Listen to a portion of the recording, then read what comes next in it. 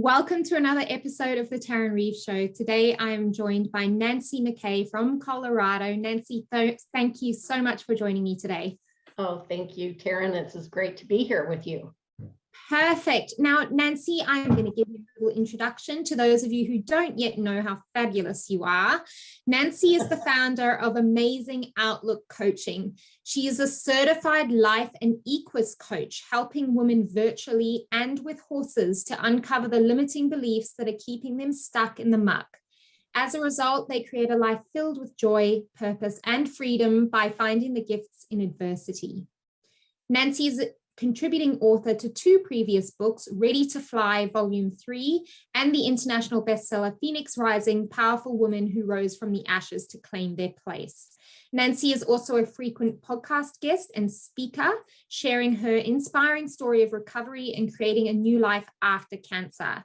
Nancy lives in Lakewood, Colorado with her husband and their 2 rescued Westies.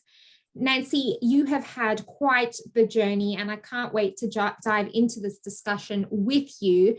But before we do that, for those listening or watching who haven't yet read Corporate Dropouts, can you give us a sneak peek of what your chapter was about? Sure. Well, it really kind of covered my entire working life for the most part. The majority of my time I've spent in the oil and gas industry, and that was really fun, a lot of partying in that industry. Okay. And also very limiting and interesting, very interesting. After my cancer diagnosis 7 years ago, that changed my perspective. And up until then, I was pretty content with corporate life. I was doing pretty well, and it was just, I had always known that I had an entrepreneurial streak in me. And so I would go through these phases where I'd be, quite content being in the corporate world. And then I'd have phases where, it was kind of like an itch you couldn't scratch. It really sometimes felt like it was not a good fit. And I worked for several different oil and gas companies during my career because it's such a volatile industry that, you go through the ups and downs and the roller coaster of the economy and so on and so forth. And so I got laid off several times. And, the last company I was with them for 9 years, and I retired from that job almost 3 years ago. So, and I've had a lot of other little, not little, but other jobs in between. I sold artwork in the Pacific Northwest, and I was a kitchen and bath designer for several years. So, okay, so quite different wide variety. Yeah, very wide variety. So what got you into your current business and what you do now? Well, like I mentioned a little bit ago, the cancer diagnosis really changed my perspective on life. I was diagnosed early stage ovarian cancer. So I wasn't a late stage fighting for my life sort of thing. But, I think anytime any of us hear the C word, we kind of freak out and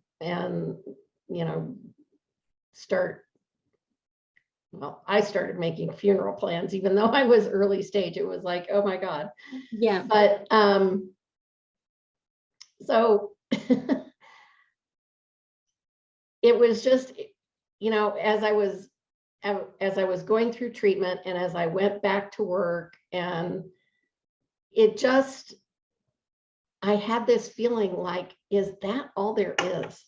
you know, and it was so persistent that I just couldn't ignore it. And so I really dove back into the self-development pool. You know, I took a course with Brene Brown and I did a bunch of reading, and I had been working with a life coach, and I thought, gosh, you know, this is fabulous. I think that I could do well at this. I think I could really like this. And one thing led to another, and I enrolled in coach training when I was 61. And now I've got 3 certifications behind me, and I'm working on a 4th. So amazing. So I'm a life coach. I'm an Equus coach. And so my preferred method of coaching is with horses, working as a life coach with horses as my co-facilitators. And that's so exquisite just because it feels like magic every time I work with a client with a horse. Yeah. So can I ask you then, like I grew up around horses. My family has had horses since as long as I can remember. Why horses in this particular capacity? Well, horses are so intuitive. They're really incredibly intuitive. And because they're herd animals, they are very aware of their surroundings and they want to be connected. So they're prey animals. So they have to be aware of their surroundings so that they can stay alive. And so all of those things contribute to their ability to mirror back to us what we are putting out into the world. So if we are,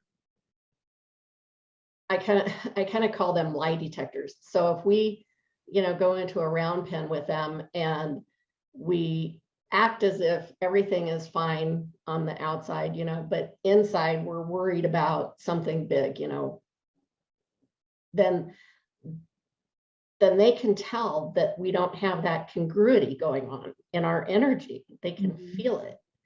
And so as co-facilitators, and I can watch the horse, and if the horse is on the other side of the round pen, then I know that they are not wanting to connect with this person for some reason. And chances are it's because they're not being honest with themselves. Doesn't necessarily matter if they're not honest with me, because the horse doesn't speak English. So they don't know what the words mean that are coming out of their mouth. They can sense the energy. And when people land on their truth, or when they're, you know, before they land on their truth, when they're trying to keep a secret, sort of, you know, and you know, keep a good face, right? Then the horse picks up on that incongruency. So as soon as they land on their truth, our bodies instinctively relax. Once we kind of surrender, right? We just kind of go, oh, well, the horse picks up on that. Yes. And so now they're more apt to connect with us because the energy that we're putting out is one of congruency and authenticity. And so they trust us then. Otherwise, they won't trust us. If they can sense that, it's because they don't, you know, they won't trust us. So it's fascinating. And so when someone is, you know, really struggling with something and they land on their truth and the horse senses it and approaches them and comes up to them, and that's why it's so magical, because it's just it's just magic. I mean, it's just the coolest thing ever. And the client then, you know, senses this incredible connection. And then they feel it on a visceral level, right? They can really feel that shift and see the evidence of it right then and there. And so it really has a huge impact on them, you know, much more than coaching like you and I are talking right now virtually. Yeah. You know, it's effective and will certainly get there, but it's more effective in a shorter period of time with a horse. It just tightens everything up, and it's more effective, and it's fabulous. Yeah. It's my favorite way of working with clients. I can see why. And, you know, when I first got to know you inside of the Phoenix Rising book, you gave me such a gift of understanding, because when I was really suffering from chronic depression and major anxiety, I had my horse. He's since living with somebody else, but I used to try and ride him, right? And he just used to misbehave and be scared of everything and just be so highly strung and shying and just carrying on, you know. And what he was reacting to in hindsight was my anxiety and my depression. And he was smart enough to realize that. And I had no idea, right? Because I was still operating in that level of everything's fine, I can do this, I'm amazing kind of situation. But he knew, you know, and I really struggled with it for so long, going, well, why, you know, is he acting like this? And I eventually stopped riding him, and he went to another home. But it's one of my biggest regrets now, because it was everything to do with me and nothing to do with him. So it's absolutely a very sad situation for me, but also a beautiful gift of understanding. So, you know, the power of animals and horses, which is why I get so angry about the mistreatment of animals. You know, they're so much more smarter and intuitive than we give them credit for. You know, absolutely. We think as humans, I still am surprised, how are we top of the food chain? Because I look at some people and I'm like, how are you still alive? Like, how are you still operating like this? And the animals are so much smarter than we are. We can learn a lot from them. I think it's absolutely fabulous that you're providing. Now, can you tell me, do you have any nuggets of wisdom perhaps for what was your biggest learning from your time in corporate to moving into your own thing, especially at, you know, a later stage in life where people would be wanting to wind down and you're like, no, I'm ready to go again. I think it's amazing. Tell us more. Well, I think my biggest nugget is it's never too late to do something that you love. Yes. And so, you know, if you're in a career, if you feel stuck, then there's something else there that is calling to you probably. And that's our intuition, right? When we can tap into that, you know, if we allow ourselves to get quiet and listen to our intuition, our inner wisdom, then there is really something to that. And someone made a quote, and I should know who said this, because it's brilliant, I think. And that is, you can't have a thought or basically a dream about something that you can't succeed at, because it's like God or the universe doesn't work that way. They won't, the seed won't be planted for you to do something if you're set up to fail. That just doesn't happen.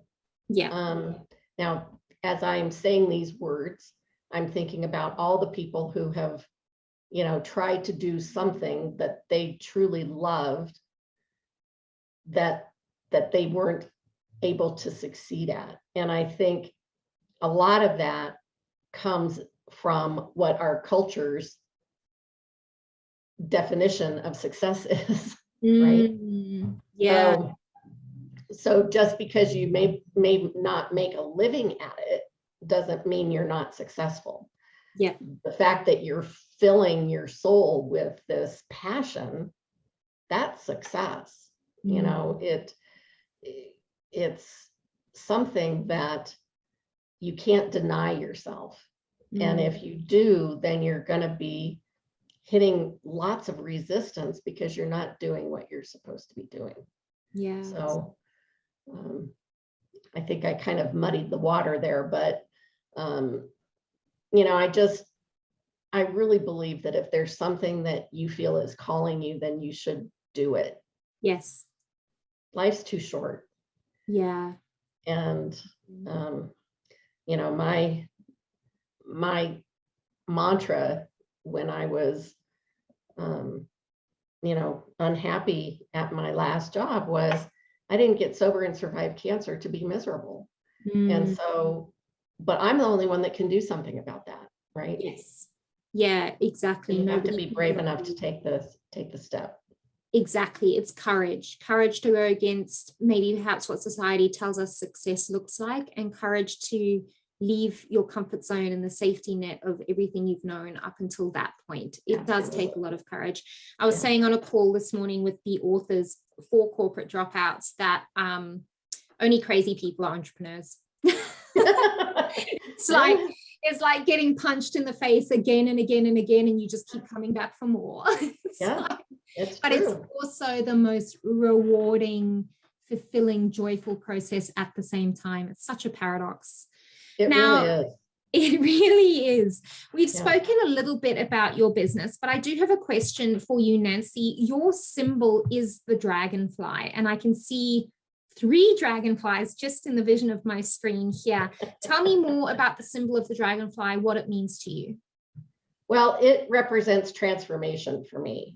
And so that's, you know, getting sober was the biggest transformation I've made in my life. And so I've always loved dragonflies just because they're beautiful. And then when I realized what the meaning of them was, it landed for me. It just so resonated with me, and I just had to use them as a logo. And so I've redesigned my logo that now my new one incorporates a horse with a dragonfly. So I haven't seen that one yet. So it's very I hope it's very pretty. I think it's very pretty. And I'm sure it is. Because I think horses are magic and dragonflies are, I think they're magic too. I think they go well together, and they bring in this message of truth and transformation. So that's part of the phases of my coaching business are, you know, we discover your truth, and then we transform so that you can thrive. And so it's just a really lovely passage. And truth, transform, and thrive. That's really beautiful, very sacred journey is the word that's coming to me. It really is. Beautiful. It really is. Gift to be able to facilitate, Nancy. Now, who do you love to work with? Who is the woman or the man perhaps that you are looking for to support through the 3 T's? Well, I love to work with women. I think women have, well, as far as alcohol goes, women are targeted very heavily by the alcohol industry, and women are very susceptible to alcohol use disorder. And so they're more likely to fall into addiction with alcohol than men are. And it's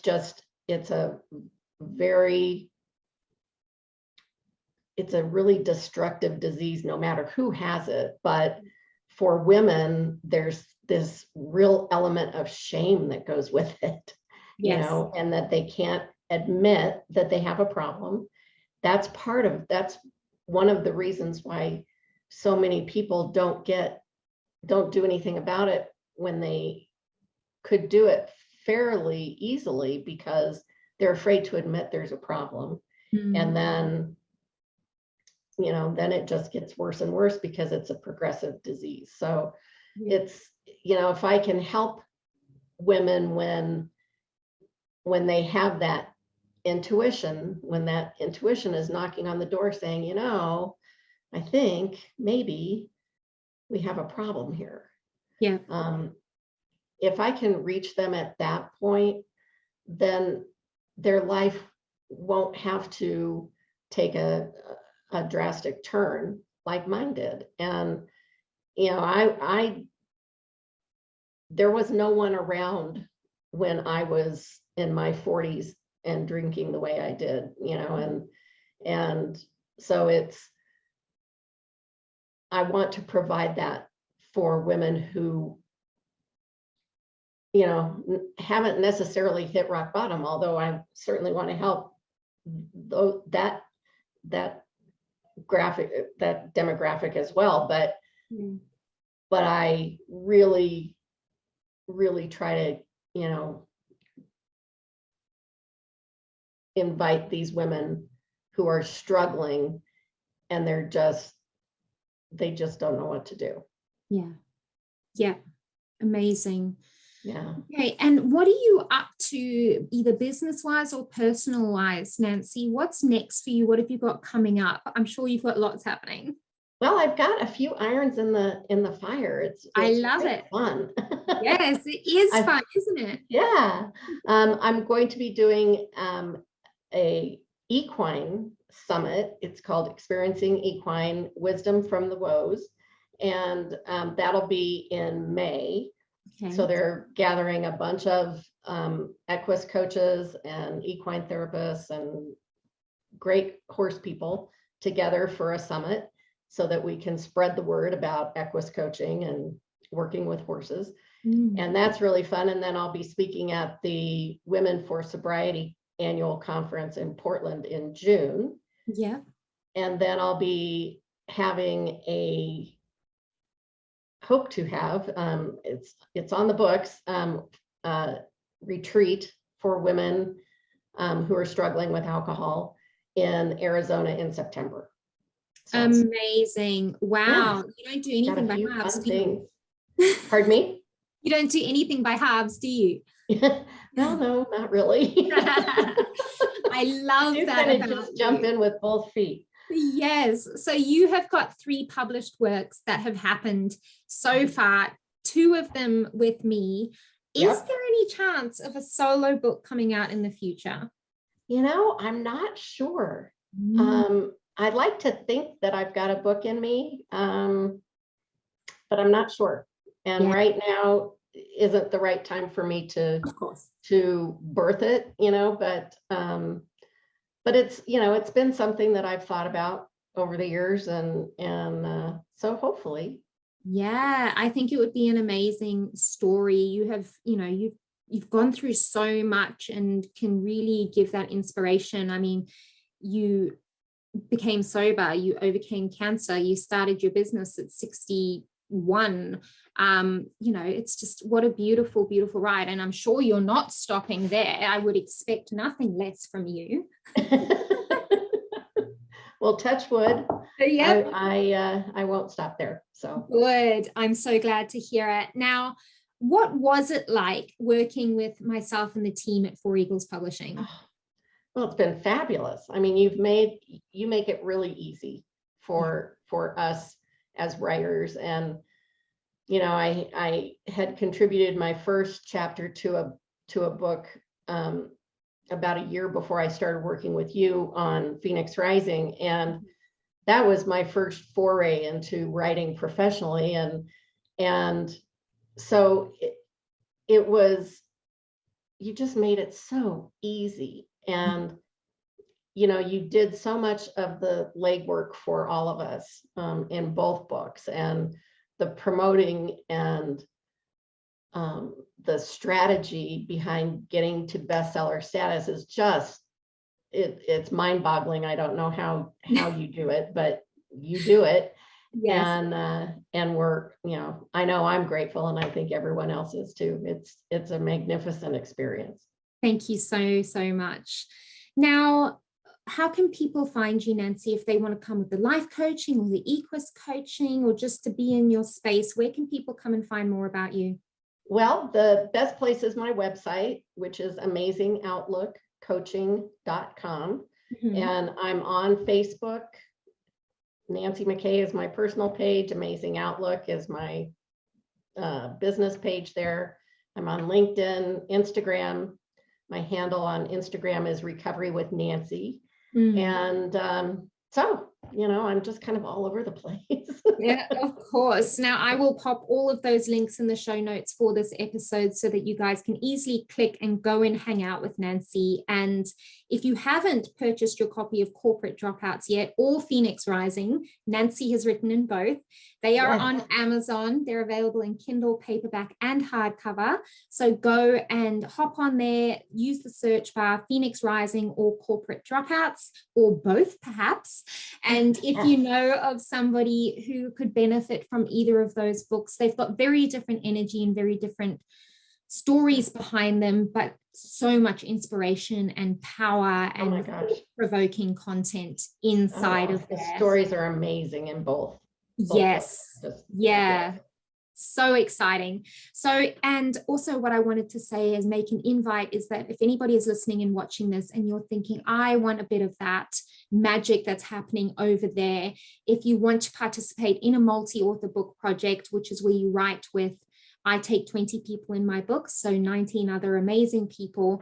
Come and find out more about the current project, open for applications, or if you're wanting to write your solo book, we do writing, publishing, and marketing, and we are very passionate about not diluting your voice and your message and creating big ripples of impact with your work. So come and find us at foreaglespublishing.com, or of course, send me a message wherever you want. I am a real person. I love real conversations, just like we had here with Nancy today. Yep. So you're wonderful. Oh, thank you, my love. I think you're wonderful. And thank you so much for being here with me today. It's always a pleasure talking to you. Oh, thank you so much. And it's always a pleasure to speak to you. I love your accent and I love your energy, and I just love working with you. It's so much fun. Thank you so much. I'm sure we'll be speaking again soon. Oh, I'm sure. Bye.